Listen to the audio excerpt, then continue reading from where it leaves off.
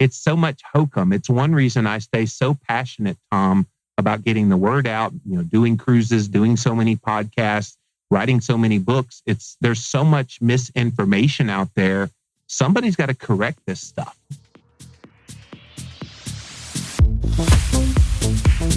Welcome to the Rebel Health Coach Podcast with Tom Underwood. Armed with truth and knowledge, your journey to a healthy lifestyle can be obtained. Preventative wellness, quality nourishment, and daily fitness routines dramatically improve your outlook on life as a whole. And you'll find the support and info you need to accomplish a healthier lifestyle here. Together, we can empower each other along our journey to an amazing you.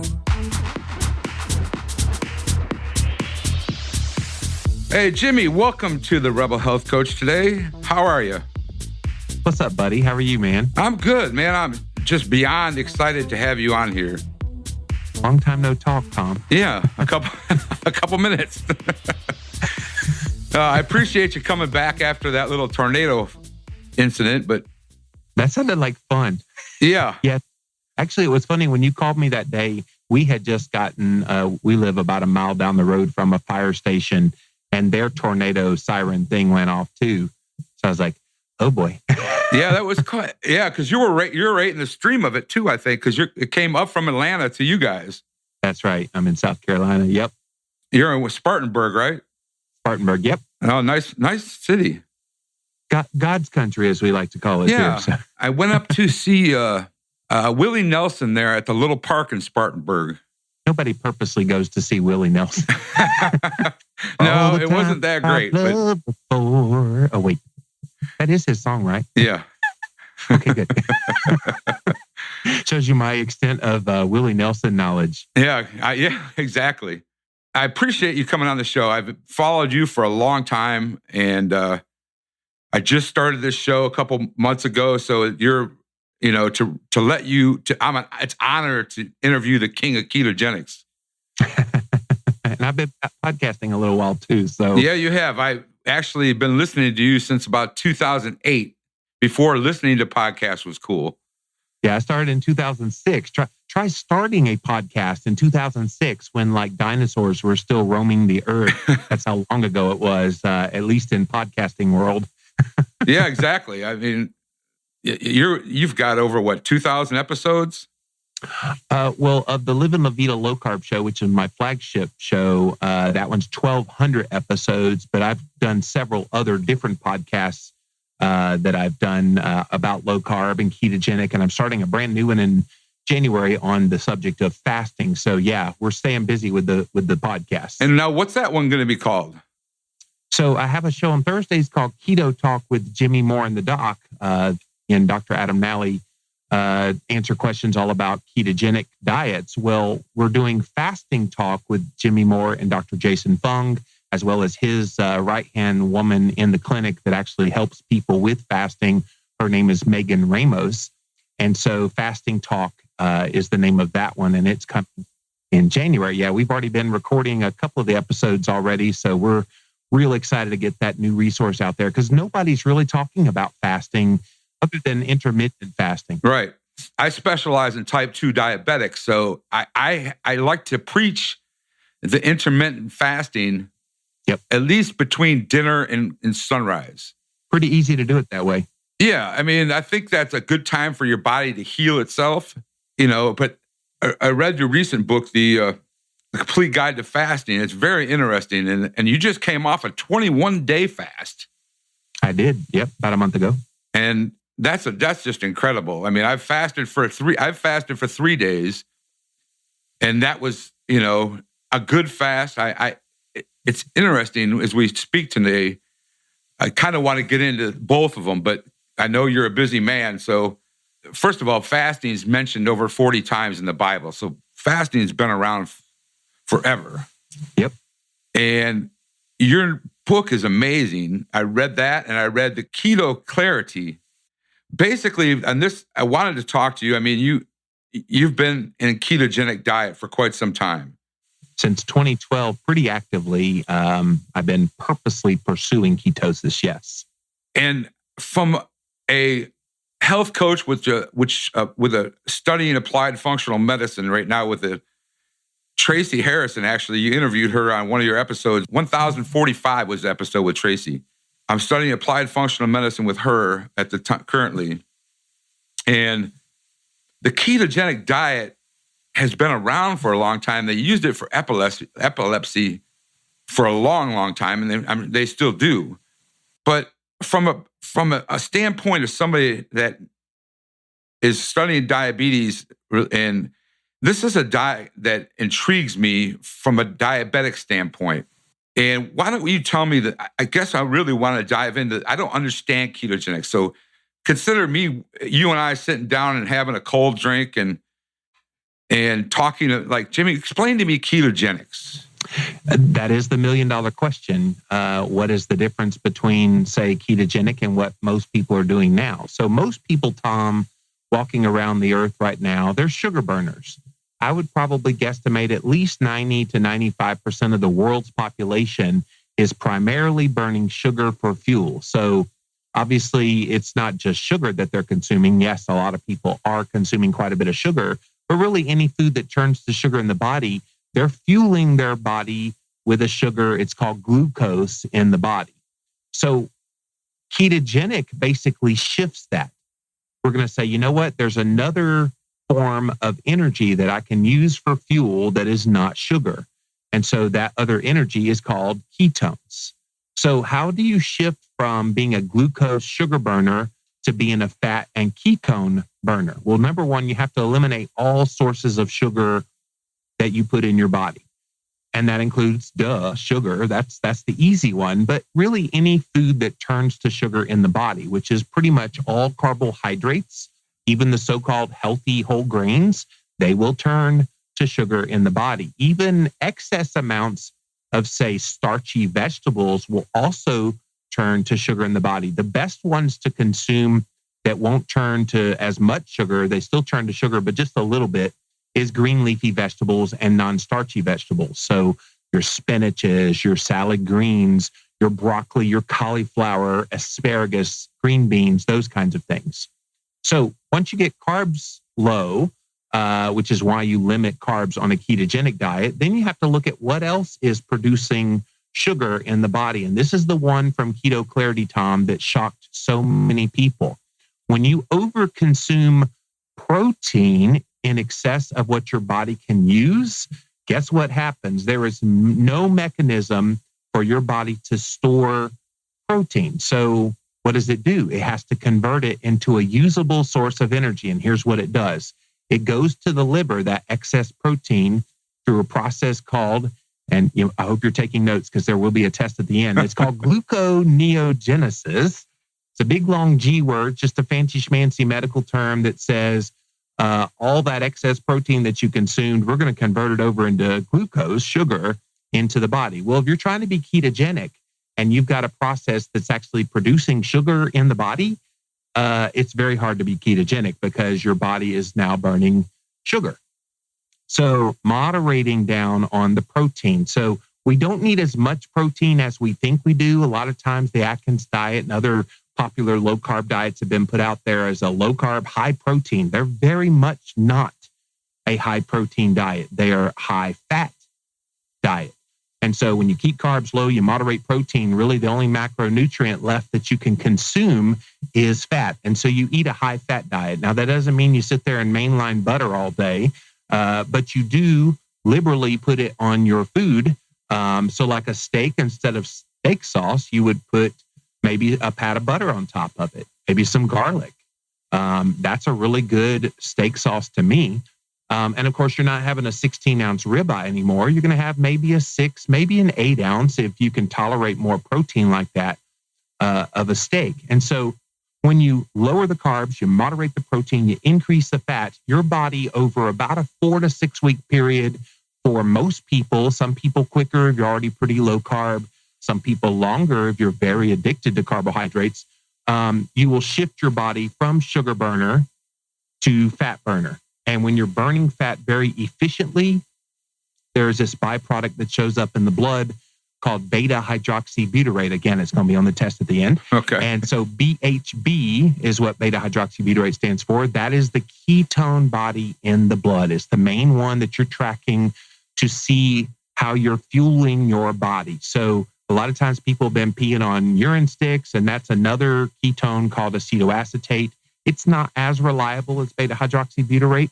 And there's another one, acetone, which is in the breath. And we can talk about how you can test all of these things later. But acetone is a pretty good proxy for the beta-hydroxybutyrate. And so if you want to test your breath ketones, that is an option. But blood ketones truly is the gold standard. And then and only then do you know for sure that you're burning fat for fuel and you're in that ketogenic state. Okay, now let's talk about the ketogenic state. Let's just take what does one eat as far as fats to get to this ketogenic state? I mean, I've known a few people that have said they're doing ketogenic diets, but I sometimes have to question what they're it seems like they're eating a lot of fats that, in my opinion, I don't consider healthy, like excess bacon. What's wrong with bacon? Well, nothing's wrong with bacon. I love bacon, but okay. I'm buying. Let's talk about what kind of fats you're purchasing to eat. Like, I know bacon's good. Bacon's healthy. I buy nitrate free, I stick to the nitrate free. So I want to know, as a person who, Jimmy, what do I go buy? Yeah. So a great question, by the way. And definitely what we're not talking about here with the fats are vegetable oils. And all the ones that have the heart health symbol. In fact, if you see the American Heart Association heart health symbol, check mark, or anything like that on any food, that's your warning not to purchase that product because it's got a very highly inflammatory substance in it that's going to raise your risk of disease. So I'm sorry, all you people having the canola oil and the corn oil and soybean oil and all these oils, and they sneak it in even to some of the high-fat keto foods. If you've ever had roasted nuts like almonds, look on the package, look on the ingredients label, and you'll see roasted in cottonseed oil, roasted in soybean oil, roasted in peanut oil. All of these are those highly inflammatory oils that you just don't want to be putting in your body. So number one, look for quality fats. So what are those quality fats is what I hear you asking. And the quality fats in my eyes include coconut oil, like real good coconut oil. Grass-fed butter, obviously, is another great one. If you don't have a sensitivity to dairy, then grass-fed butter is good. If you do have a sensitivity to dairy, then that's where ghee can come into the picture. So ghee is clarified butter where they've taken away the milk proteins out of it, and it leaves behind this fatty goodness. It actually smells like popcorn. You ever had ghee before, Tom? Yes, I do. Every morning. It's pretty amazing, man. Yeah. Oh, I love it. Lard is also another really good one. Pork lard and tallow, beef tallow. These are all fats that you're going to add to the foods that you are consuming. And of course, full-fat eggs. I've got chickens in my backyard back there making me beautiful eggs every single day. And so they've got a consistently great nutritional profile of fat to protein to carbohydrate, very little carbohydrate. And so that's good. And you're cooking those in those oils that we just talked about. Avocados are an incredible source of fat as well. Avocado oil, olive oil, but be careful about some of the ones you buy in grocery stores of olive oil. They don't regulate that industry very well. And unfortunately, olive oil can have a lot of those seed oils that we just talked about, the vegetable oils added to them to bulk them up. So be careful. Make sure you look for 100% olive oil. And if you look on the back, it'll actually give you country of origin. And if it says anything but one country, it'll say Italy, or it'll say California, or just, whatever. But sometimes you'll see it says Italy, California, China, Australia, Austria, and you're just going, no, okay, don't touch those. That is just pure, unadulterated, literal garbage. That's a good info. Yep. And then macadamia nut oil and really raw nuts of any kind. So raw almonds, raw cashews, raw nuts are pretty good, nuts and seeds. And so that's going to be the bulk of your fat calories. A cream, full fat cream, if you can handle dairy again. Coconut milk is another one, coconut cream. Really, the sky's the limit. Look for the good quality, real food-based fats, and you can't go wrong. All right, let's talk about the bacon. Okay, what about bacon? What do you look for in your bacon when you go to the grocery store? Well, this is a source of controversy because some people say, well, you need to buy the nitrite and nitrate-free kind, and you need to get ones that have been pastured. It's certainly a source of debate. So I don't want to add to that debate anymore that's been out there. Look for the best quality that you can afford, but don't get turkey bacon, please. Please don't buy lean bacon. You're defeating the purpose of getting bacon if you're getting the lean kind. You want the fattier kinds, and if you can afford to get the kind that's more quality, certainly get that as well. Okay, good. Now, you've mentioned full-fat cheeses in your book. Yes. What do you look for in a full-fat cheese? So generally full-fat cheeses, and it's very difficult to find them actually, because a lot of the cheeses that are sold in stores tend to already have the fat kind of stripped down because they say, well, people want low-fat cheese. Well, there is a market out there for that. We call those people dieters, and we're no longer doing that. So what you want is really healthy cheese. And so try to find a cheese that has at least double the amount of fat as it does protein. And of course, cheese should have very little carbohydrate. If it's got more than maybe 1 gram of carbohydrate per serving, please put it back. They've added something to it. Cheese doesn't have that much exactly in terms of carbohydrate, just the lactose that's in the milk, just a little bit of that. And so put it back if it's more than 1 or 2 grams of carbohydrate. But protein, let's say it's 7 grams. If the protein's 7 grams, then your fat should be at least 14 grams. Okay. And so look for at least double. Now, that's not a perfect solution for everybody because some people can tolerate more protein than others, while others need more fat. And so, of course, you can always add fat to something like this. One of my favorite snacks when I was first starting ketosis was taking a slice of, say, cheddar cheese, like cutting off a block of cheddar cheese, and then spreading some grass-fed butter on top of that. This really helps with the carb cravings, by the way. So if you have cravings for something you don't really need, take that cheddar cheese and spread some grass-fed butter on top and stick it in your pie hole, and you're going to be surprised how quickly that craving goes away. Now, we just made a bunch of doctors and cardiologists cringe. My wife is making fun of me here for saying pie hole. What am I supposed to call the mouth, Christine? Pie hole. What? Yeah, that works. Pie hole works. Just should say the mouth. I said pie hole sounds cooler. Yeah. And I'm good with pie hole because there's a lot of them. He's good with pie hole.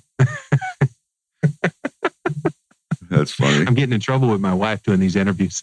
Yeah, that's all right. She's having at least you're home. You are a traveling man a lot. You travel a lot. So. Oh man, January, February is going to be crazy for me. I'm literally like 5 or 6 different places in the first part of the year. Anyway, I'm not complaining. I need to make one of those keto cruises. There you go. Those look like a lot of fun. And I listened to the episodes and it sounds amazing.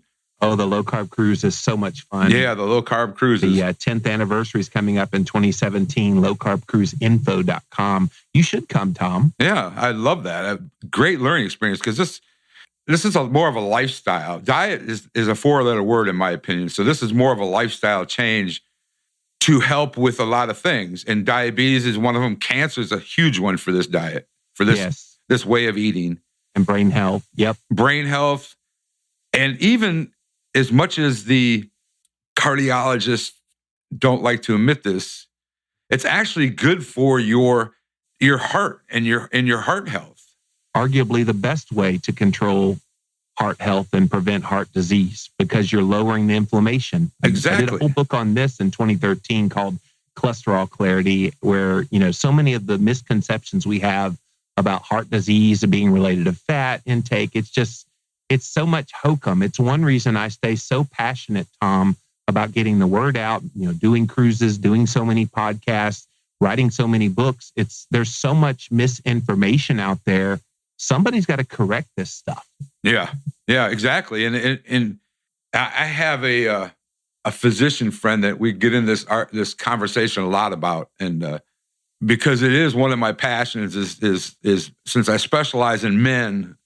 And usually men are taking statin drugs and men have diabetes, or diabetes is on the rise everywhere, but men have a tendency to be prescribed statin drugs and like their Tic Tacs, yeah. And we're almost to the point where they're going to put them on a bowl and on a counter at a restaurant and say, here. Well, they wanted to put them in the water supply in New York State a couple of years ago. They had actually proposed, some, rogue congressman there decided, you know what, we need to put this in the water supply. And people actually thought that was a good idea. Yeah, right. Okay.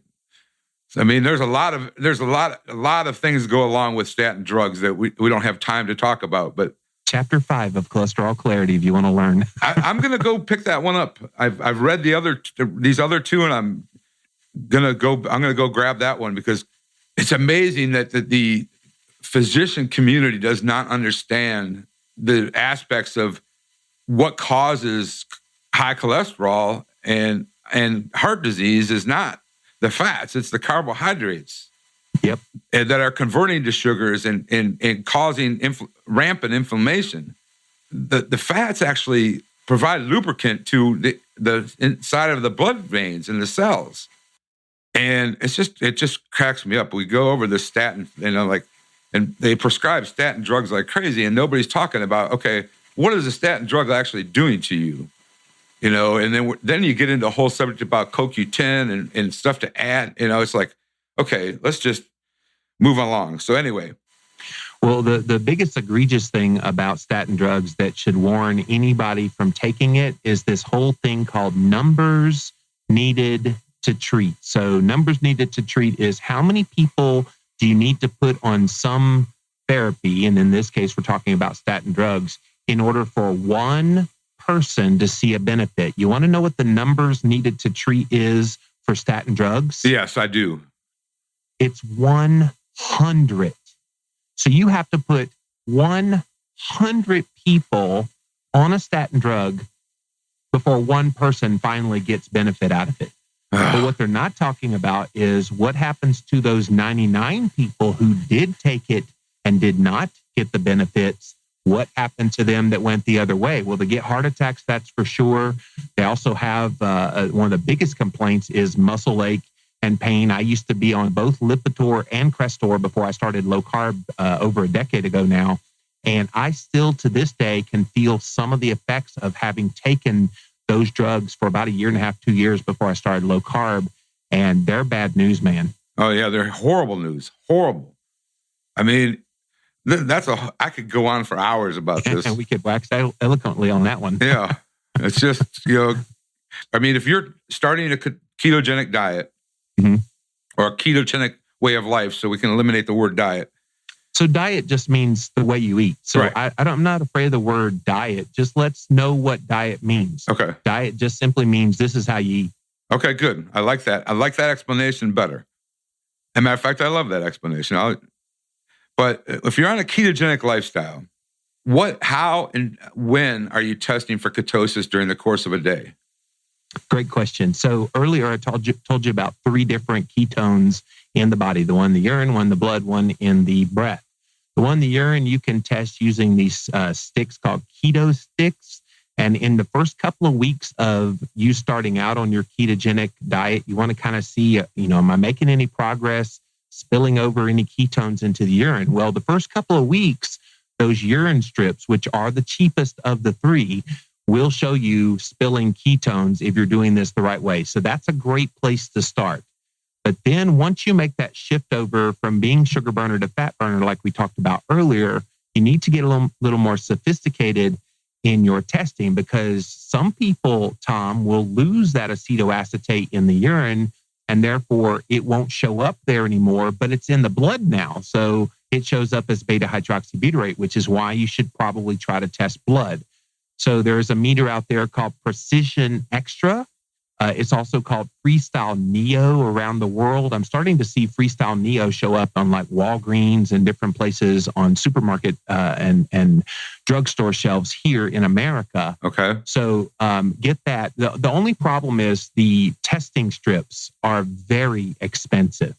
So the strips here in America per test, this is no lie, is about $4 to $5. So that can be very expensive. Okay. I tend to get mine from Canada or Australia. If you go to Google search and type in Canadian pharmacy blood ketone testing strips, you'll find them for approximately $2 a piece. And then sometimes I'll find them on eBay out of Australia.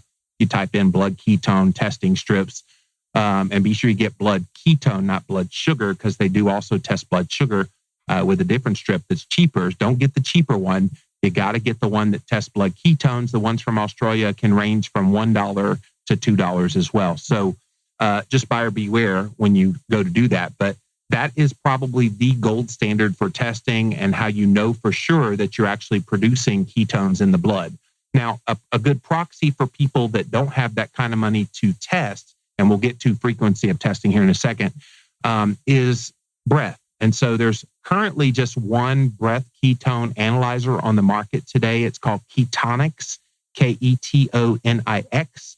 And if you put a .co, if you're here in America, or a .com, if you're anywhere else in the whole world, you can actually find how to buy this. It's about $150 US dollars for this. It's a guy in Sweden that created this. He has epilepsy, and he thought peeing on urine sticks was gross. So he didn't want to do that. And then he said pricking your finger wasn't very desirable either. So he didn't want to test blood. So he developed, as an engineer, he developed this breath ketone analyzer. It's been out there for about 3-ish years now, and is a great proxy. So it gives you like a color code flashing change. And so if you're getting yellow or red, you're pretty much burning fat for fuel. Now, it doesn't give you the precision that you look for with blood, but it's a pretty close proxy. And he's added all kind of bells and whistles. He just sent me the new one recently that has like all kind of graphs and all these extra little things that you can plug into your computer. So it's pretty neat, but good way to test. So when do you test? So here is what you can do. So let's say you wake up in the morning after sleeping overnight, test first thing in the morning, and know that first reading of the day is going to tend to be your lowest of the day. Now, it's not universally the lowest, but for most people, it tends to be the lowest of the entire day. And then test at night at least 4 hours after your final meal of the day. So let's say you ate dinner at 5 o'clock, test at 9 o'clock, and then you'll notice that reading will be about double what the morning reading was. So let's say your morning reading was 0.5, your evening reading should be around 1.0. Now, again, it's not linear, it's not perfect, but for most people, generally, you'll have double what you had in the morning. Now, if you want to know how a food is impacting you, is this going to break my ketosis, blah, blah, blah. So you can actually test after meals as well. Definitely give a requisite amount of time to let the food digest a little bit, maybe a couple of hours before you test again, but test before and then test a couple hours after eating, and it'll let you see the impact on your ketones that's having. Now, I would also highly encourage, if you're going to be testing for ketones, you probably should be testing your blood sugar as well. So get you a good blood glucose monitor. There are so many out there. My only advice on that is pick one and stick with the same one, because there is high variability between them. And now a word from our sponsor. We'll be back in a minute. We all know that eating healthy is a part of becoming a better person. But if you're finding the organic and non-toxic products too expensive or hard to find, then ThriveMarket.com, the healthy online shopping club, is your solution. Like the Costco meets Whole Foods for everything healthy online, you'll get the best organic and non-GMO brands up to 50% off retail prices, shipped nationally to your door for free within 2 to 3 days. When you become a member, ThriveMarket.com will donate a free membership to a low-income family, teacher, or veteran, so we can all thrive together. You never have to pay full price for healthy food again. Go to thrivemarket.com/therebelhealthcoach to get your free jar of coconut oil and 15% off your first order. This offer is valued at $18 and available for our listeners only on this special link. So here it is again, thrivemarket.com/therebelhealthcoach. First of all, do you stay on are you staying in this ketogenic diet all the time? For me, that is my goal. Okay. I'm highly what's called insulin resistant. And so if you're insulin resistant, And there's a variety of ways you can determine if you're insulin resistant. If you wake up in the morning and your blood sugar is pretty consistently over 100, even if it's like 105, 107, you're insulin resistant. If you have abdominal obesity, you're insulin resistant. If you have skin tags on your body, that's a sign that you're insulin resistant. If you have elevated levels of insulin itself, fasting insulin. So let's say you go to your doctor, get a fasting insulin, although, Tom, they're not really running that anymore. I actually had to ask my doctor to have that one run the last time I had a physical because he wasn't doing it anymore. And probably because he just doesn't know what to do with it anymore. Right. And if you're not diabetic, right, they don't really run that.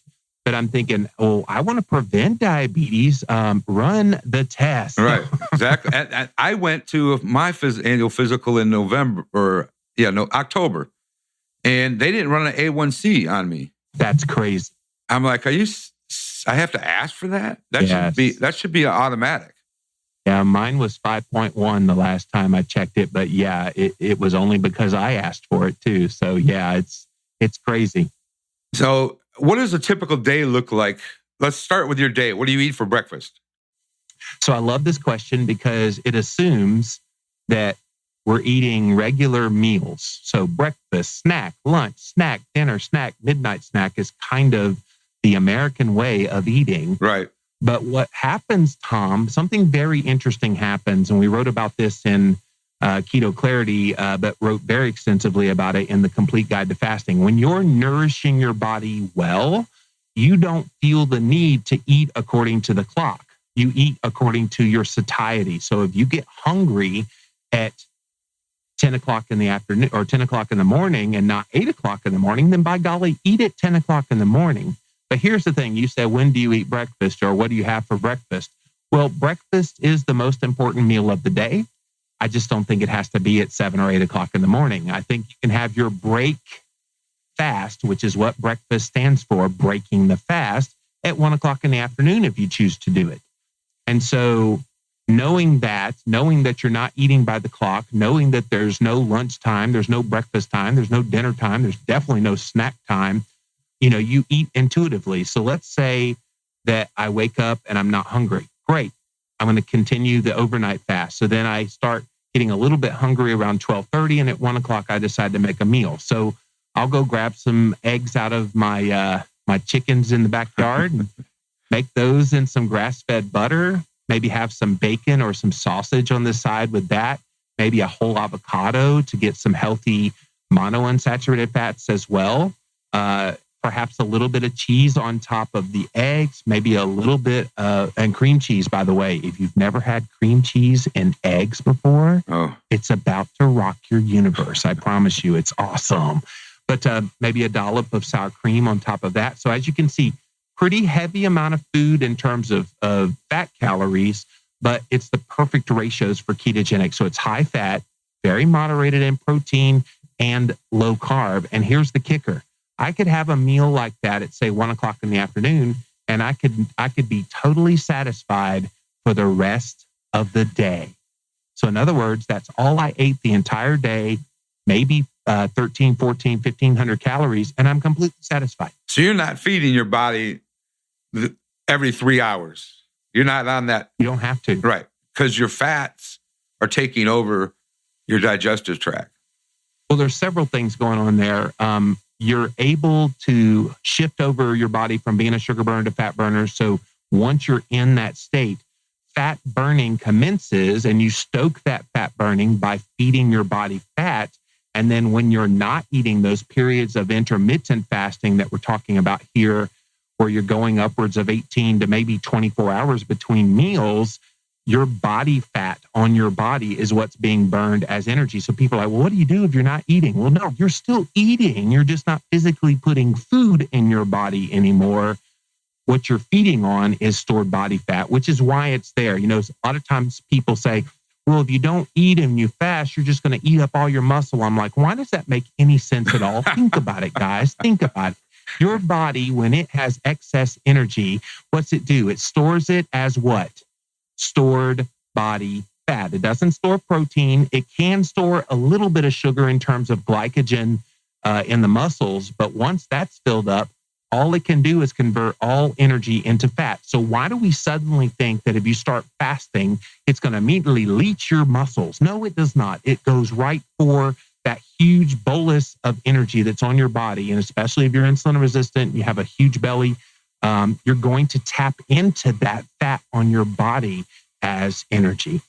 All right. Since we're on the word, let's talk about the other F word then, since we're there the already. Other F word, yes. The other F word is fasting. And you have this wonderful book called The Complete Guide to Fasting with Dr. Fung. Dr. Jason Fung, yep. Since ketogenics, this ketogenic diet and fasting go hand in hand, and paleo gets thrown in the same realm as these three. Let's talk about the fasting aspect of this to wrap this up with, and then we'll talk about how you find you and go from there. Let's talk about fasting. What is, we mentioned earlier that the fasting is mentioned over 40 times in the Bible. Fasting is a way of life with a lot of Christians in the Jewish lifestyle. They fast a lot. Let's start with intermittent fasting and talk about how to take it to the level of a 21-day fast. And the Muslims do Ramadan. I mean, there's all sorts of religious connotations of fasting. So yeah, let's start with intermittent fasting. So we just described that. So when I was talking about my break fast and my breakfast meal, and that may be the only meal I have all day, and maybe I don't eat until the next day, that's an intermittent fast. You basically go a period of time without eating. Now get this, most people who are even still eating a crappy diet, as I would say, their last meal, let's say, is at 6 o'clock at night. Then they go to sleep. They wake up the next morning. They have breakfast at, say, 8 o'clock in the morning. Well, 6 o'clock the night before till 8 o'clock in the morning the next day, guess how many hours is that? That's 14 hours that you've not eaten. Guess what? That's an intermittent fast. Now, obviously, you're going to get more benefits if you push it just a little bit longer. And so that's why pushing it to maybe noon or 1 o'clock, and you get really great benefits. So basically what you're doing here is you're giving your pancreas a break. So it doesn't have to pump out so much insulin. It doesn't have to work so hard. And so that's one of the great benefits of doing an intermittent fast. So, and I would even say, you talked about my 21-day fast and how you've only done a 3-day one. You work your way up.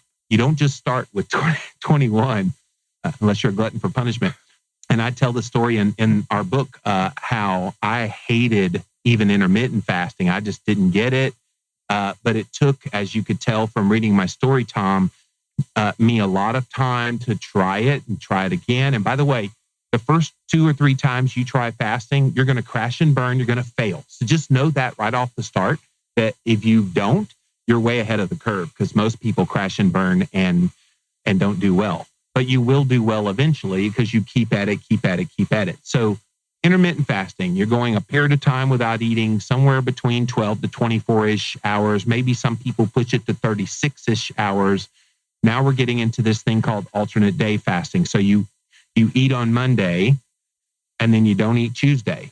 And then you eat on Wednesday, and you don't eat Thursday. And that actually ends up being about 36 hours when you do it that way, the fasting period. And so unless you're waking up at midnight going, it's the next day, I can start eating. No, don't do that. But there's some people that would try to do that. So that's alternate day fasting. And then the last kind of fast that we put in the book is extended fasting. Now, let's say you're doing intermittent fasting and you're experiencing incredible results in your health. Keep intermittent fasting. Why would you change if you're getting great results? The things that we're talking about with alternate day and with these extended fasts are for people that aren't quite seeing the results with just the intermittent fasting. Of course, I've been intermittent fasting along with my ketogenic diet, and pretty regularly, pretty spontaneously. I didn't try to do it. It just happened naturally from the satiety that came from the fat and ketones. So I decided, let's do some of these longer fasts. So when I met Dr. Fung in South Africa, of all places, we both shared a stage in Cape Town, South Africa, at a huge LCHF event that took place there last year. And he started talking about fasting, and I'm going, whoa, okay, here's somebody that understands fasting. Let me ask his opinion about some longer fasts and, a resource or anything. And so we got to talking. I said, hey, what's a good resource for these longer fasts? He said, there ain't one. Wow. I was like, let's write one. Because people need to know this information. And I said, well, if I'm going to do a longer fast, let me do it myself and let's see how I do. And so last September, I committed to do a 21-day fast. Now, keep in mind, up to that point, my longest fast was 7 days. And I tell the story about how it crashed and burned on the 7th day in the book. I'll leave that to you, but it involved church and communion. I'm just going to leave it there. You can definitely go read that story. It's pretty hilarious what happened to me. And it's hilarious now. At the time, I didn't think it was so funny. Yeah, I was going to say, it doesn't sound so much fun. When people read the book, they got to read that part because it's, yeah. Yeah. So anyway, the longest I'd done was that almost 7-day fast. So I decided to do this 21-day in September. I made it 17 and a half days in a row, which I was pretty proud of that. That was almost 3 times the amount of time that I'd ever fasted before. And it just motivated me more and more to keep doing these kinds of fasts. In January, I did my most controversial fast, January 2016. I went 28 of 31 days. I was trying to go 31 days in a row, but didn't quite make it. But I did do 28 out of those 31 days. And so we provided all the data and all the information that happened with all these fasts in the book. And of course, I've continued fasting since the book came out in October. And we'll continue to fast probably henceforth, trying to heal insulin resistance. This isn't about weight loss. You will lose weight. It's not about weight loss. It is about bringing insulin levels down. It is about bringing A1C levels down. It is about improving every aspect of health, including gut health. This is kind of a shocker for a lot of people too, is when you actually don't eat for a period of time, your gut health actually improves as well. I found digestion got better. Lots of things get better in your health. It's just a matter of getting over those misconceptions about fasting, which we address every single one of them, the muscle loss, the slowing down the metabolism, all those things that people believe about fasting, they're just not true. Yeah. And when you go on these fasts, people think you're going to starve. There's this thing that happens in the middle of the fast, and it's hard to explain, but it's almost euphoric. Yeah, and I would say it happens pretty quick. I won't lie. Day one, though, is very easy. Day one, when you're ketogenic or you're already eating a pretty nutrient-dense kind of diet, like a paleo diet, day one is super duper easy. It's day two that sucks. Right.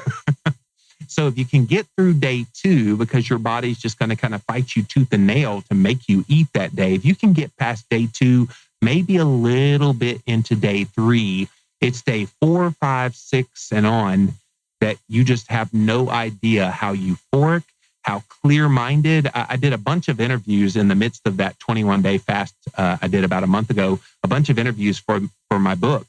And I would be like, oh yeah, I'm in day 12 of my fast. And they're like, what? You sound so energetic. I'm like, I'm very energetic. And so yeah, it was kind of fun to do it that way. But yeah, you're exactly right, Tom. It is so energizing. I really hope you can go longer than 3 days at some point, Tom, because I think you would see such an energizing spirit about you. I think you'd be surprised. I am going to write that down as a part of my New Year's resolution is to, I really want, and I'm going to do this. This is why I picked this subject up is because I have insulin resistance.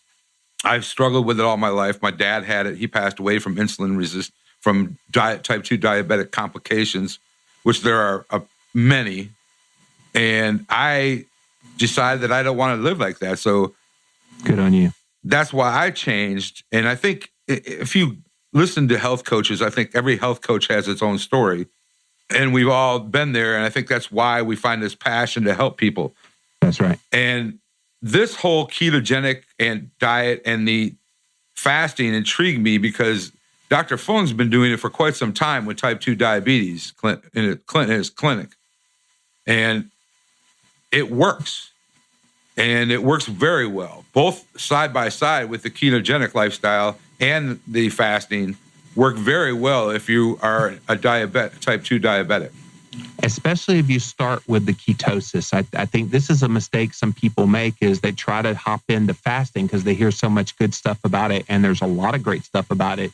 But if you're not already training your body to use fat for fuel efficiently, you're basically jumping into the deep end, and it's in the middle of the winter of the pool.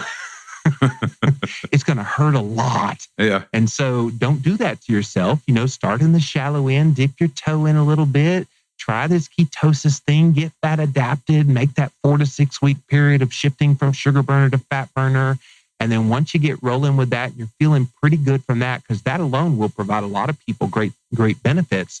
Then start, and what you'll find is you'll spontaneously start intermittent fasting, where you'll go periods of 16, 18, maybe 24 hours between meals. And then it'll become very easy to start pushing that to 2, 3, 4, 7, 12, 21 days. Wow. One thing I want to ask you before we end this session is, if somebody is missing their gallbladder and wants to do a ketogenic lifestyle, do you recommend bile salts? So I think digestive enzymes and bile salts and all those things can definitely be great adjuncts for people like that. My wife, Christine, who I'm looking over here playing on her iPad Pro, she has no gallbladder and she can put down some fat now. Okay. Now, when was that? 2007, Chris? 2006. So about 10 years ago, she got her gallbladder taken out. It was that first year that it was a little bit difficult. But after that, the body adjusted. The body was able to handle more fat at that point. And now she can eat, a good amount of fat. Now, obviously, she can't overdo it because, no gallbladder. So that's where those digestive enzymes and bile salts and things like that can definitely help. But don't let that stop you from pursuing ketosis, because this is too important to not. Okay, good. All right. Now let's talk about where they find you, where they find the book. The books are available on Amazon, I believe, but also let's talk about where to find you. And you also have the meters for sale on your website too, I believe. Well, the meters, Ketonics, you can go to ketonics.co. Precision Extra and Freestyle Neo, you can pick up in a store or on Amazon or somewhere online. You can find those pretty easily. Finding my books online is pretty easy as well. Amazon.com for sure. You can also go to Barnes & Noble, Books A Million stores. Costco will be carrying my Ketogenic Cookbook starting December the 27th. Oh, nice. And into the new year. That was pretty cool. And then the audiobook version of Keto Clarity, Cholesterol Clarity, and the Complete Guide to Fasting, all of them read by me. So if you're not sick of my voice after hearing this interview, you can listen to those. I actually recorded all of those. Wow, you did that all by yourself? I did. And, when you speak for a living and people know your voice, they're like, we want to hear you read the book. I'm like, really? You want to? Because it's a lot different than doing a podcast where I'm sitting here just jibber jabbering with you. Right. I have to read words that are on the page, and it's hard not to sound robotic. Wow, that's a lot of reading.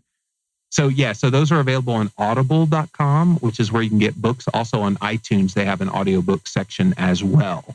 As for finding me, I'm Livin LaVida Low-Carb.com, but if that's too much to remember, you can actually Google Jimmy Moore, and the first 2 pages of Google is all my stuff. Exactly, because you are the king of ketogenics. I've been doing this a while. Yeah, you have. And you've got quite a story. I think people need to pick up the book and read about your story because it's amazing. Thank you. Jimmy, I don't know how to thank you enough, but you just did. And it's just you're just an amazing individual, an amazing human being, and you're a blessing to many. And I appreciate you jumping on this show with me today. Thank you very much. Yeah, man. Thank you. And I hope that I'm going to join you on one of those low-carb cruises and we can meet each other. You got to do that, man. Let's make that happen. I will. All right. Thank you so much, buddy. All right, Tom. Thank you. Thank you for listening to today's episode of the Rebel Health Coach Podcast. Please go to my website, www.tomunderwood.net. That's THOM underwood.net. And grab yourself a copy of my free ebook, 11 Surprisingly Easy Changes to Be Your Best Self. It's under the Freebies tab at the top of the page. This will also sign you up for my monthly newsletter, and I promise not to blast you with endless BS emails. Also, if you'd like to book a 1-hour consultation with me, at the bottom of the homepage, just click on the button, schedule a free 1-hour consultation. And if you really enjoyed this show, please go to iTunes and rate the show and leave me a comment. Have a blessed day.